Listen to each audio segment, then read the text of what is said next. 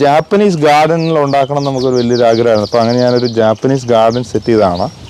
അപ്പോൾ ബേസിക്കായിട്ട് നമ്മൾ ചെയ്തിരിക്കുന്നത് ഈ ജാപ്പനീസ് ഗാർഡൻ ഉണ്ടാക്കാനായിട്ട് ഏറ്റവും ഇമ്പോർട്ടൻ്റ് ആയിട്ടുള്ള ട്രീ എന്ന് പറയുന്നത് ഇതാണ്. ഏസർ മേപ്പിളാണത്. ഉള്ള മനോഹരമായൊരു മേപ്പിൾ ട്രീ ആണ്. ഏകദേശം ഒരു 8 മാസത്തോളം നമുക്ക് ഇതേ ഒരു കളറിൽ തന്നെ ഈ മേപ്പിൾ നിൽക്കും. പിന്നെ നമുക്കൊരു ഗ്രീൻ കളറിലുള്ള മേപ്പിൾ അവിടെ വെച്ചിട്ടുണ്ട്. പിന്നെ നമ്മുടെ മെയിനായിട്ടുള്ള അട്രാക്ഷൻ എന്ന് പറയുന്നത് ഈ ഒരു വാട്ടർ ഫീച്ചറാണ്. ഇത് നമ്മൾ സോളാർ പമ്പിൽ വർക്ക് ചെയ്യുന്ന ഫീച്ചറാണ്. അപ്പോൾ നമുക്ക് ഇച്ചിരി ബാക്കപ്പ് ഉള്ളതും കൂടെയാണ്. ഇപ്പോൾ ബാറ്ററി ബാക്കപ്പ് ഉണ്ട്. അപ്പോൾ രാത്രിയിൽ നമുക്ക് ഇതുപോലെ ലൈറ്റ് കൊണ്ട് വെള്ളം ഇതുപോലെ ഫ്ലോ ചെയ്തുകൊണ്ടിരിക്കും.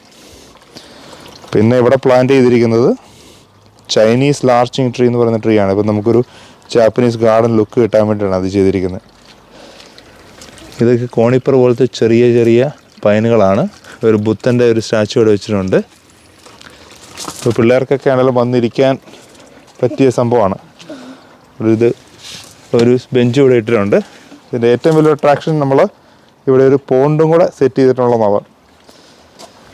ഈ പോണ്ടാണ് നമ്മൾ മെയിൻ ഇട്ടിട്ടുണ്ട്. ഇതൊരു കിഡ്നി ഷേപ്പ് പോണ്ടാണ്. നമ്മൾ വാങ്ങിച്ചത് വെച്ചതാണ്. അപ്പോൾ നമുക്കധികം പ്ലാന്റുകളൊന്നും ചെയ്യാൻ പറ്റാത്തതുകൊണ്ട് അവിടെ ഒരു പോണ്ട് കുത്തി കുറച്ച് ആമ്പലൊക്കെ വെച്ചിട്ടുണ്ട്. അപ്പോൾ അതുകൊണ്ട് വളരെ ബ്യൂട്ടിഫുൾ ആയിട്ടുള്ളൊരു സ്ഥലമാണെന്ന് ഞാൻ വിചാരിക്കുന്നു. അപ്പോൾ നമ്മൾ ഒത്തിരി എൻജോയ് ചെയ്യുന്നൊരു സ്ഥലമാണ് ഒരു ജാപ്പനീസ് ഗാർഡൻ കോർണർ.